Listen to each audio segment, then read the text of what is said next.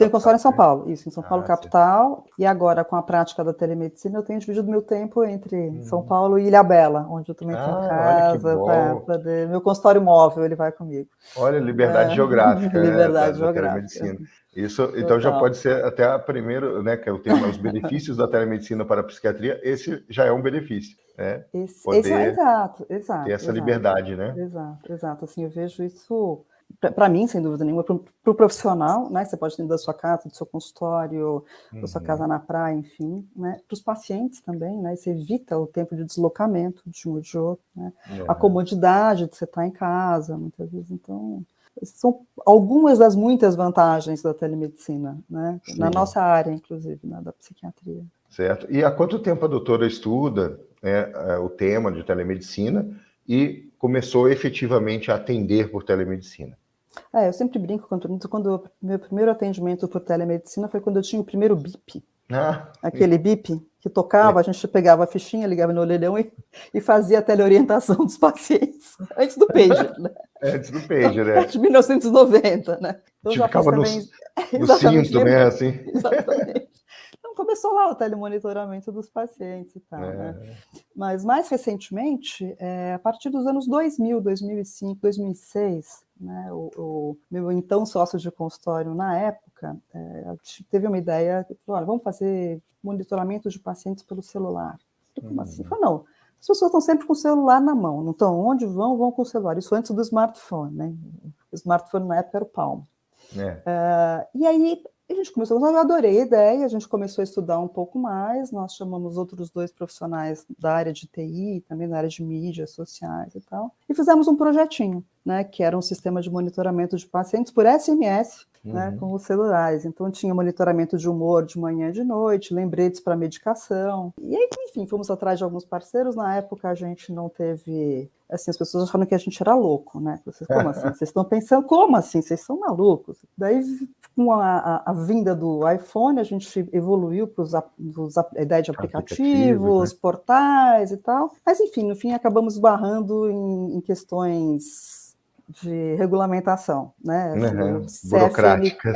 exatamente. A gente consultou o CFM e a nossa ideia foi considerada assim, como se fosse um consultório virtual, que não era permitido na época, né? Assim, não contempla a teleconsulta, né? Até então, agora essa fase pós-Covid, né? Pós-pandemia. Então, vem desde então. E na verdade, né, essa questão aí de, na época, né, não contemplava, era uma lacuna que tinha, né, Era uma lacuna, ali na totalmente. questão da regulamentação, porque em 2002 saiu uma regulamentação para telediagnóstico e Isso. tudo mais, mas ficou essa lacuna. E só que é uma lacuna, né, como, né, mais no papel, porque telemedicina é o nome, né, que foi dado isso naquela conferência de Tel Aviv, né.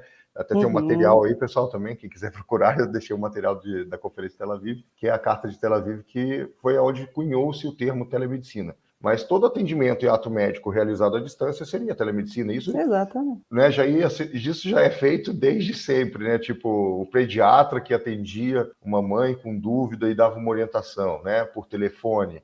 Depois vieram os aplicativos de mensagem, né? Isso é telemedicina. Aí quando você tem a oportunidade de formalizar, fazer isso de forma ok, né, com prontuário e tal, parece que deu um susto no pessoal, parece que nunca foi feito, né? Então a gente tem essa oportunidade agora de estar formalizando, né? E temos uma legislação, né, que apoia isso, né, nesse momento, mas é uma legislação que nos dá suporte para essa atuação. Então vamos, né, aproveitar não só para o médico, mas principalmente para o paciente, né? É um acesso, né? Garante o acesso do paciente ao médico. Né? Então isso é muito importante, né? Como foi a reação, né, dos seus pacientes quando a doutora começou a atender por telemedicina, principalmente agora, nesse momento que a legislação nos deu esse suporte, né? E se pôde fazer isso com mais tranquilidade, né? E atender mais dessa maneira. Os pacientes aceitaram bem? Como é que foi para eles, assim? Como você sentiu? Foi interessante o processo, porque logo na primeira semana, foi decretada a pandemia, se não me engano, em 11 de março, né? Segunda-feira, a gente já decidiu no consultório que os atendimentos passariam a ser todos virtuais. E nós comunicamos os pacientes que a gente manteria os mesmos horários, né, que a gente tinha para os atendimentos presenciais via telemedicina. Uma boa parcela acabou aderindo, por medo, inclusive, né, de sair de casa. primeiro fechamento, né, a primeira quarentena, mas todos imaginando que seria uma coisa de curto prazo, assim, sei lá, 4 meses, 120, 150 dias aí. Então, uma boa parcela aderiu. No começo tinha uma estranheza, né, com tecnologia, o que usar, né, a questão das receitas digitais e tal, mas essa coisa caminhou muito bem, né? Inclusive aqueles que, num primeiro momento, resistiram, passaram a agendar online, e eu te digo que eu estou 100% online desde então. Tá? Então, desde março de 2020. E recentemente eu fiz uma enquete com os pacientes, a gente fez no consultório uma enquete, quem gostaria de voltar presencial a partir do ano que vem, terceira vacina, eu posso te dizer que 5%, né, dos pacientes, e assim, não fazem questão absoluta. Tá bom, se voltar tudo bem, mas tá ótimo do jeito que tá, e funcionou muito bem, Sim, eu acredito, né, que até pelo teu tempo aí de atuação também na área da psiquiatria, né, o tempo de consultório, você tem muito mais pacientes antigos, né, também, que já são seus pacientes há muito tempo, né, e você conhece muito bem eles, né, então te dá uma tranquilidade para fazer essa interação online, né, e eles também te conhecem bastante, né. Mas tem uma coisa interessante, Asdrubal, assim, no consultório o paciente vem até o consultório, né, com a telemedicina você entra na casa do paciente. Então, assim, criou-se uma intimidade maior, aumentou a intimidade. Então, aquela história tradicional, o tour pela casa. Então, você vai conhecer a casa do paciente, você conhece o pet, você conhece a mãe, você conhece o pai, paciente que te atende ali na mesa da cozinha tomando café, comendo um bolinho. Então, você passa a fazer parte da rotina da casa, de uma certa forma, né? Eu achei isso muito interessante. Então, doutora Márcia, a gente falou também, né, dessa questão dos benefícios logo no início, né? Por exemplo, da liberdade geográfica, né? Além desse também, né, de você estar, né, na casa do paciente, né? Quais outras vantagens e benefícios que você notou da telemedicina, especificamente na sua área, né, na psiquiatria? Você tem notado algo, né, específico de melhora para você como psiquiatra, na sua especialidade? Já a própria Organização Mundial de Saúde fala que, na verdade, a psiquiatria é uma das especialidades mais bem adaptada à telemedicina, né? E a gente só perde em volume de atendimentos para teleradiologia ultimamente, né? Porque, enfim, tudo que a gente faz no consultório a gente pode fazer via telemedicina, mas a gente tem algumas vantagens com a telemedicina. O paciente não tem que se deslocar. Isso reduz muito a questão das faltas, né, do paciente, porque ele sai de uma reunião, entra aqui na teleconsulta e volta para uma reunião. Numa cidade como São Paulo, isso, assim, percebi que, assim, melhorou muito, né, o número de cancelamentos e faltas.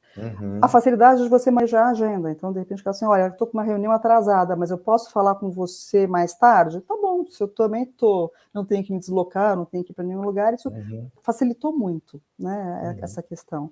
Pacientes que não estão em São Paulo, pacientes que eventualmente se mudaram, assim, tem pacientes que estão fora do Brasil, né? Eu continuo mantendo contato com eles. Tem pacientes que se mudaram de cidade, ou pacientes que estão também fazendo agora, né, pós-Covid, a quarentena, fora das casas aqui em São Paulo. Então, virou um consultório itinerante, né? Tanto eu estou itinerante, como meus pacientes estão itinerantes, e a gente continua mantendo o vínculo. Outra questão de custos, né, de gastos de consultório, diminui gasto com secretária, com luz, com receituário, fora a questão da sustentabilidade, né? Pouco deslocamento, pouco gasto de papel, né? Então eu vejo uma melhoria em vários parâmetros, né? Sem perder qualidade. Então eu não senti isso, né? De perda de qualidade de atendimento, de consulta, nada disso. E eventualmente, né, alguns falam, né, dessa questão, do exame físico, não sei o quê, né? Eventualmente, se você identifica uma necessidade de um exame físico, pode convocar esse paciente num retorno presencial ou até indicar um colega, né, um clínico, um médico de família, né? Oi, pessoal, médico de família, né, para fazer essa avaliação, né, presencial e faz uma teleinterconsulta entre os dois médicos para discutir o caso do paciente, né? Com boa vontade, tudo se resolve, né? Sim, então a gente pode encaminhar para os colegas, e mesmo uma situação de uma emergência, um paciente que já está em acompanhamento, passa por uma desestabilização, ou você agenda uma consulta presencial, ou, enfim, se, por exemplo, né, o paciente não está em São Paulo, não está em São Paulo, né, você entra em contato com algum colega que faça esse atendimento presencial, e aí você faz exatamente essa teleconferência. Inclusive com o próprio paciente junto, né, nós podemos fazer uma conversa a 3, com a família toda, então, isso não é um impedimento, né. Isso é uma teleinterconsulta, quando o Uma paciente teleinterconsulta, está junto com o médico num local e o especialista está em outro e todos estão ali conversando juntos, né, naquele mesmo horário, sincronicamente.